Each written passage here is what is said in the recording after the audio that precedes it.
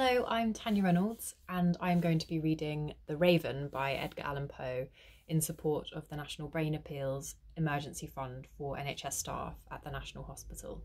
You can find the link to donate if you're able to in the caption below this video. Let's do it. Sorry if I fumble, which I'm sure I will several times.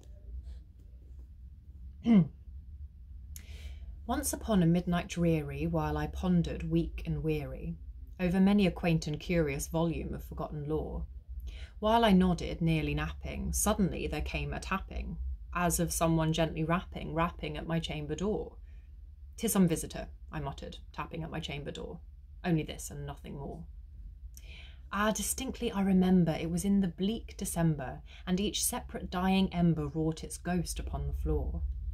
Eagerly I wished the morrow, vainly I had sought to borrow from my book surcease of sorrow, sorrow for the lost Lenore, for the rare and radiant maiden whom the angels name Lenore, nameless here for evermore. And the silken, sad, uncertain rustling of each purple curtain thrilled me, filled me with fantastic terrors never felt before, so that now, to still the beating of my heart, I stood repeating, "'Tis some visitor entreating entrance at my chamber door, some late visitor entreating entrance at my chamber door. This it is, and nothing more." Presently my soul grew stronger, hesitating then no longer. "Sir," said I, "or madam, truly your forgiveness I implore, but the fact is I was napping, and so gently you came rapping, and so faintly you came tapping at my chamber door, that I scarce was sure I heard you. Here I opened up the door. Darkness there, and nothing more. Deep into that darkness peering, long I stood there wondering, fearing, doubting, dreaming dreams no mortal ever dared dream before. But the silence was unbroken, and the stillness gave no token, and the only word there spoken was the whispered word, 'Lenore?' This I whispered, and an echo murmured back the word, 'Lenore?' Merely this, and nothing more. Back into the chamber turning, all my soul within me burning, soon again I heard a tapping somewhat louder than before. "Surely," said I, "surely that is something at my window lattice. Let me see then what thereat is, and this mystery explore. Let my heart be still a moment, and this mystery explore. 'Tis the wind, and nothing more." Open here I flung the shutter, when, with many a flirt and flutter, in there stepped a stately raven of the saintly days of yore. Not the least obeisance made he, not a minute stopped or stayed he, but with mien of lord or lady perched above my chamber door, perched upon a bust of Pallas just above my chamber door, perched and sat and nothing more. Then this ebony bird beguiling my sad fancy into smiling, by the grave and stern decorum of the countenance it wore. "Though thy crest be shorn and shaven, thou," I said, "art sure no craven, ghastly grim and ancient raven, wandering from the nightly shore. Tell me what thy lordly name is on the night's Plutonian shore." Quoth the raven, "Nevermore." Much I marvelled this ungainly fowl to hear discourse so plainly, though its answer little meaning, little relevancy bore. For we cannot help agreeing that no living human being ever yet was blessed with seeing bird above his chamber door, bird or beast upon the sculpted bust above his chamber door, with such a name as Nevermore.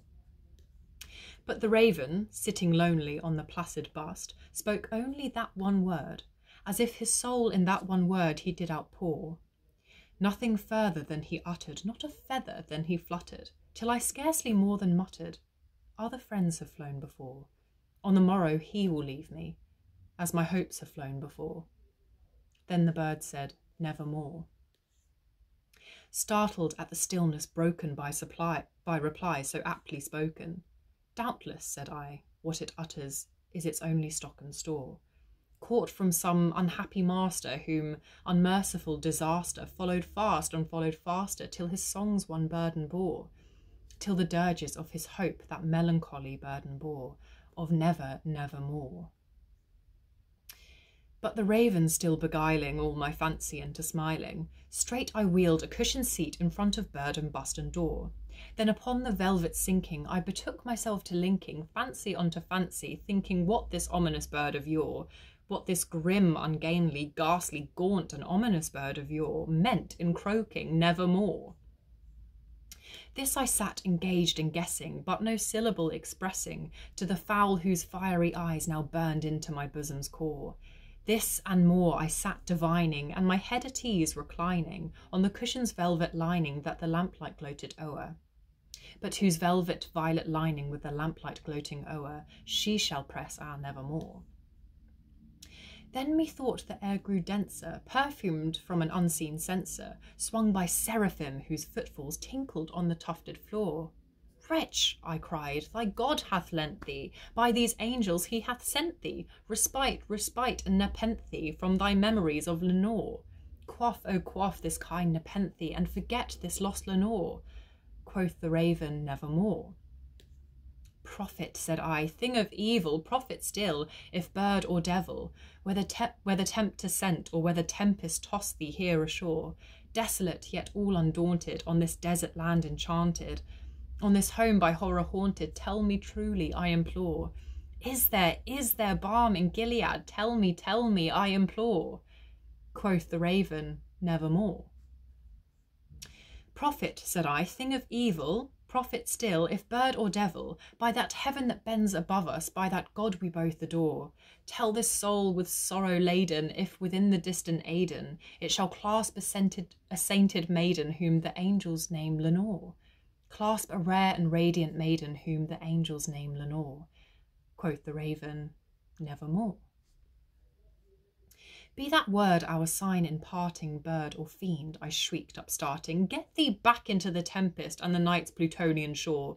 Leave no black plume as a token of that lie thy soul hath spoken. Leave my loneliness unbroken. Quit the bust above my door. Take thy beak out from my heart, and take thy form from off my door. Quoth the raven, nevermore.